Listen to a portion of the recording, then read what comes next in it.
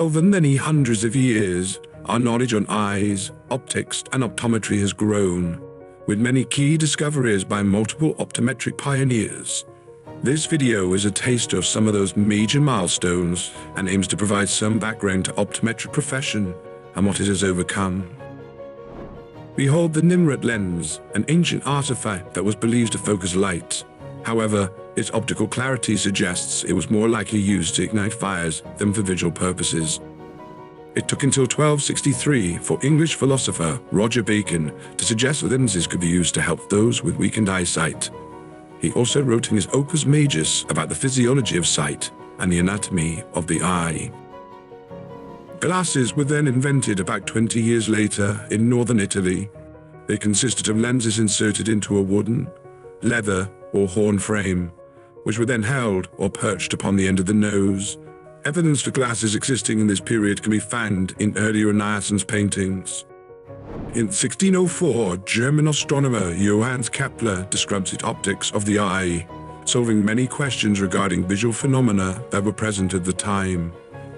He also demonstrated how concave lenses corrected myopia and convex lenses corrected hyperopia, which, as we know, is a key underlying concept in optometry.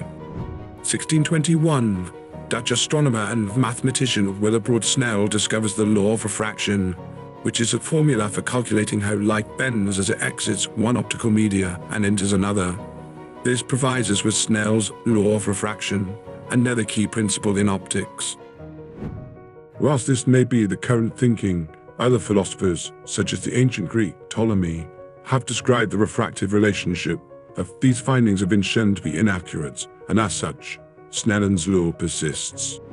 In 1623, Spaniard Daza de Valdez published the first book on the optometric principles titled The Use of Eyeglasses. The book discusses visual function based on the knowledge at the time and the dysfunctions that required spectacles. It also notes the properties of different lenses and how many degrees of a lens a patient needs, and an idea very similar to our current dioptric measuring system. In 1629, King Charles I granted a royal charter to the Worshipful Company of Spectacle Makers. Their mission was, and still is, to support better vision for all. They currently have over 900 members with over 40 different occupations, both ocular-related and beyond. Commercial optometry started in the late 1700s, where John McAllister set up the hardware store, which included spectacle sales. He soon specialized in optics and became the first refractive optician in the United States. It was also around this time that US inventor Benjamin Franklin invented the bifocal, a way of aiding presbyopia without the need to switch between distance and near glasses. He sliced the two lenses horizontally in half, making a single pair. The Franklin-split bifocal is still used today in some complex cases. In 1801, Thomas Young published On the Mechanism of the Eye, noting that accommodation of the eye's ability to change focus is due to the crystalline lens shape changing and not that of the cornea or the eye's axial length. In this paper, he also described astigmatism. Young also documented and mapped the human visual field, which refers to the total area in which objects can be seen in your vision as you focus on a central point. Whilst visual fields have been described as far back as the ancient Greeks, this was the first time that it had been quantified. 1825 saw the invention of the cylindrical lens by Sir George Biddell Airy. These were first ground in the US by McAllister in 1830. Cylindrical lenses have meant that astigmatism could now be corrected optically with glasses. This tied in well because 1843 saw the creation of the trial frame and trial lens set by George Frommuller. This enabled practitioners to determine the optical prescription of the eye with greater precision, whilst allowing prescription measurement that was independent from the dispensing and purchase of spectacles. In 1851, Hermann von Helmholtz revolutionized ophthalmic care with the invention of the ophthalmoscope. This device allowed doctors to look inside another person's eye. Helmholtz was the first person to observe the interior of a living human eye. 11 years later, Dutch ophthalmologist Hermann Snellen develops the optotype, which is a standardized symbol that is used to test vision. He uses this optotype to create a chart for measuring visual acuity, the well-known and often used Snellen chart, found in optometric practices across the world. The book, Anomalies of Accommodation and Refraction of the Eye, was published in 1864 by Franciscus Donders. The book establishes what is considered normal practice and the main principles of obtaining optical prescriptions. He was also the first person to have a cylindrical trial lens put into the trial set. 1872 saw the foundations of the renowned Illinois College of Optometry, founded by Dr. Odin at Illinois College of Ophthalmology and Otology. In 1887, Dr. Fitzpatrick joins Dr. Odin's faculty, and they specialize in optometry. It soon becomes the first leading optometric institution to teach optometry to non-medical students. 1872 also saw Ferdinand Manoyer introduce the term diopter to denote the power of a lens. The term is still used today. Manoyer also invented the Manoyer vision chart to measure visual acuity, with his name being included at either end of the chart. Between 1886 and 1888, independent researchers, Fick and Weller, started to experiment with glass-blown contact lenses. By 1888, the first glass-scleral contact lens was created in order to correct vision.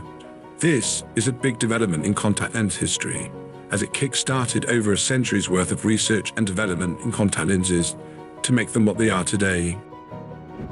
It was between 1886 and 1890 that Charles Prentice, considered to be the father of optometry, devised a method of calculating prism in a lens. He went on and developed a formula to calculate prism induced by decentering a lens, now known as Prentice's rule. This is just one of the many contributions to optometry he provided. The late 1800s saw a rapid advancement in developments to what optometrists were able to do. With new technology, formulae, and the promise of clear vision without the need for glasses, due to the invention of contact lenses, it seemed nothing could interrupt that advancement. Or could it? Well, sometimes somewhat negative events can shape the profession for the better. In 1892, Prentice charged a fee for the examination, the first non-medical professionals to do so. Ophthalmologist Dr. Noyes complained that eye tests should be regarded as medical practice. In 1895, Prentice was even threatened with imprisonment, but the famous court case that followed changed the course for optometrists when optometry was separated from medicine. This sparked a change in thinking, and opticians, or opticists as proclaimed by Prentice, began to push further, and so formed the American Association of Opticians in 1898. They formed to represent those who were involved in caring for the eyes of American citizens, and they still exist today under the name of the American Optometric Association. Another setback to optometry was found in the Reader's Digest in 1937, which put optometry on trial. Decoy patients were set about to so-say expose optometry as a money-making racket, and that optometrists were essentially unskilled and dangerous to see.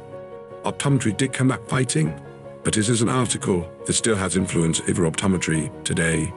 The following year, polymethyl methacrylate, or PMMA, contact lenses were introduced by Theo Obrig and John Millen. Before PMMA, contact lenses were practically unwearable due to the thick and heavy nature of glass, making them very uncomfortable to wear. In 1946, the UK equivalent to the AOA formed, the Association of Optical Practitioners, or the AOP. This optical organization still exists as the Association of Optometrists, although this still carries the AOP acronym. They represent over 82% of practicing optometrists, protecting, representing, and supporting their members throughout their careers. 1952 saw the next generation of contact lenses, as the cross-linked hydrophilic polymer HEMA is discovered by Otto Victor. This plastic brought with it the era of the soft contact lens. Spin-cast soft lenses were eventually mass-produced in 1961. Optical breakthroughs dominated the 1950s, with 1953 seeing the patent of the varifocal lens by Bernard Maitness of the company Essilor. They were initially called progressive power lenses, or in some cases blended bifocals, as they enabled an optical remedy for presbyopia. The Opticians Act was first passed in 1958, which would now see UK optical eye care professionals and businesses regulated by the statutory regulatory body, the General Optical Council, or the GOC. They are still responsible for regulating UK optical professionals and ensuring high quality of their registrants. The soft contact lens consumer market began to erupt in 1971, when Bausch & Lomb released their first and newly FDA-approved soft contact lenses, the soft lens. This was quickly followed by the first advertisements for contact lenses to the public in 1974. 1980 saw the establishment of the College of Optometrists. It is the professional body for optometry in the UK. It qualifies the profession, providing training and guidance to ensure optometrists provide the best possible care. Specsavers, probably one of the biggest optical brand names in the UK, was founded in 1983 before opening their first store in 1984. At the time of this video, they have over 2,000 stores over multiple countries. 1989 saw a new Opticians Act pass in the UK. The 1989 Act consolidated the amendments to the 1958 Act, now including rules concerning a registrant's fitness to practice. As you can see, optometry had very humble beginnings in the ancient times, before slowly progressing to form the profession that it is today. Many developments sparked a sudden rush of research and increase in knowledge within that area, with many significant discoveries, patents, and ideas occurring in recent years. And this was just a whistle-stop tour of some of the major events that happened in the profession's history. And unfortunately, many events did not make the cut, including the significant events of the COVID-19 pandemic on the health industry as a whole. If you've enjoyed this video and would like to see more long-form content from the Eye Care Advocate, please interact with us through our channels on YouTube, on Instagram and Facebook, by giving a thumbs up, commenting, or even just subscribing to the mailing list. Sharing this video on social media or via emails to your optical friends, colleagues, and coursemates will offer significant support to our channels. There may have been several discrepancies in dates of key events depending on my sources in this video, but the Eye Care Advocate welcomes any feedback for future projects. Thank you again for watching.